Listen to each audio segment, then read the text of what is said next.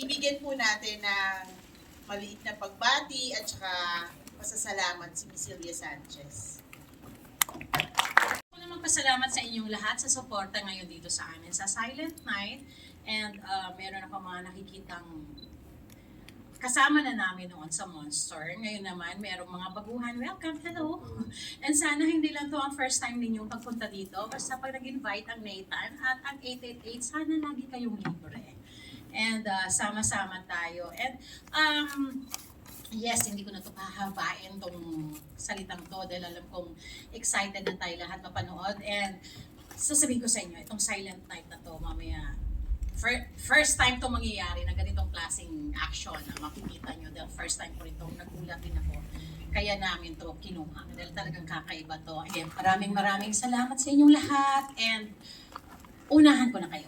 Meron din kaming sa susunod ulit next year, early next year. Kaya asahan nyo, tatawagan namin kayo ulit. So ngayon pa lang, nagpapasalamat na ako and yun, galing sa Nathan Studios and 888 Production. Ayun po yung co-producer ko, yung naka-green. Ayaw lang po niyang humarap sa inyo, nahihiya daw siya. Si Miss Teta Chia. Anyway, kasama ko po dito si Miss Lorna Tolentino, pero nagtitaping siya ng Batang Quiapo. And si Ria, nagtitaping din siya. Si Jella, yung nagtitaping sila. So ako lang yung nakaharap sa inyo. Hindi ko na pahabain. Ito lang sasabihin ko sa inyong lahat. Enjoy Silent Night. Thank you.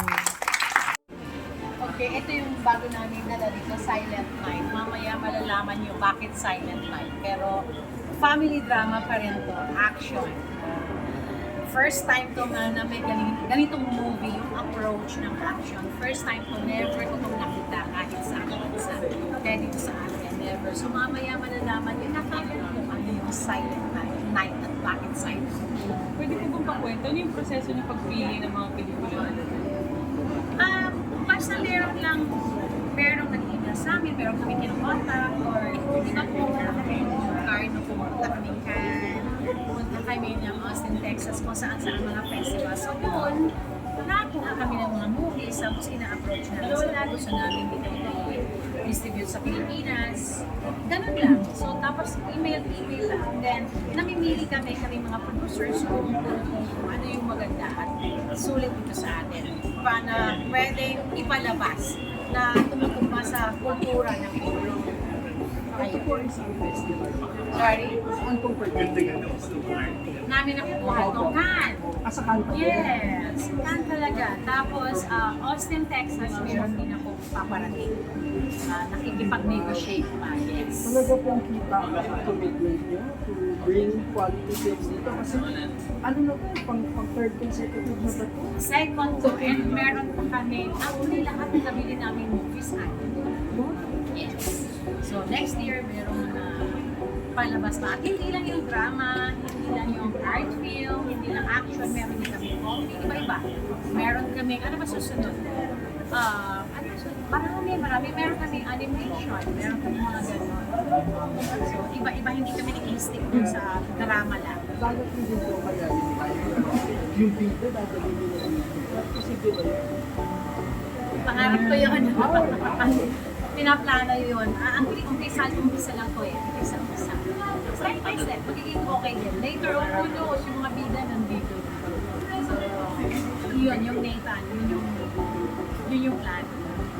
Miss Sylvia, have you always been a fan of John Woo as a director? Bata ako. Bata ako. Gusto ko maging action star, pero wala nang tiwala sa akin. Gusto nila drama ako. Gusto nila every time iiyak ako. Pero, alam mo yun, so pag nakap ko sobra yung mga action stars si John Woo, yan ang mga gusto pag movie nga talaga nakatingin ako. Kasi, yun na. Gusto ko nga maging action star. So, doon tayo sa drama na punta, wala na mapagsisisi. Pero, pag sinabi ko, ito yung actions na mga movies, talagang nakatutok ako. So, meron pa kaming mga action films, action movies na darating within package sa Schwarzenegger. Darating. At yung meron pang isang mga Jackie Chan, kasi idol ko yun eh. So, parang nire-negotiate pa namin na yun. So, yun. Can you also tell us, may napanood na po ba kayong previous projects ni John Woo? Actually, tandaan yung mga title kasi virgin pa ako. Paano pa ako, pero ito yung talaga yung pagbabalik niya after how many years. Di ba, na nag-stop siya.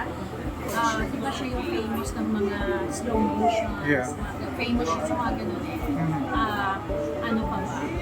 I think kung hindi ako nagkamali, Mission Impossible, di ba? Siya yung mga Two. movies na ganun. So, Yes. of course, napapanood ko yun. So, kung alam natin kung gaano kaganda yung mga Mission Impossible, panoorin nyo to kung bakit Silent Night. At panoorin nyo ulit yung angkin niyang talento sa movie na to. Talagang merong mga eksena dyan, gumaganap kami. Yung reaction namin. Congratulations po sa Nathan Studios. Ano po ba yung aabangan? Natin pang abangan bukod sa pag-distribute ng movies dito, mag-co-produce kami. And yan, nag-start na yung isa namin pin-produce. Gumawa na kami ng nag-start na. Ayoko sabihin bawal pa po, pero malaking project. Ano po naramdaman niyo ni Sylvia after watching the Ito, syempre ito din. Sabi ko, sabi ko nga gusto ko ng action, ito talaga mo isa hanggang patalusan. Ready kayo. Kasi mapapagod kayo sa action, parang gaganon lang kayo na gaganon. Alam mo yun, kung doon sa mga mahilig sa actions, ito yung movie na. So, good luck sa inyo. Ano po bang pag mas itatagyo ng Nathan Studios? Ay, preparation po dyan sa gawa niyo na lahat bilang artista. Yet is yung maging part ng industry kaya may amang pasikat. That's correct. Yes, kasi later on, honestly, hindi ako mawawala sa industriya. Never ako mawawala sa industriya. Pero later on, magle-label. Especially pag good ka ako. Kasi waiting na lang talaga ako sa ako. Alam ng mga anak ko yun. So doon ako focus. Kung hindi man ako makakarte, make sure meron pa rin ako sa idea, which is pag-produce. So, eto. Tsaka, syempre, ginagawa ko to slowly para sa mga anak ko. Para later on, pag tinitawan ko sila na Arjo, Wayne, Ria, Arjo, Jed, silang magkakapatid. Diba? Yun.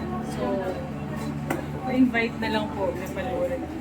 okay. So, November 29 na po. Huwag natin kalimutan. Please lang po. Ito. Maniwala po kayo.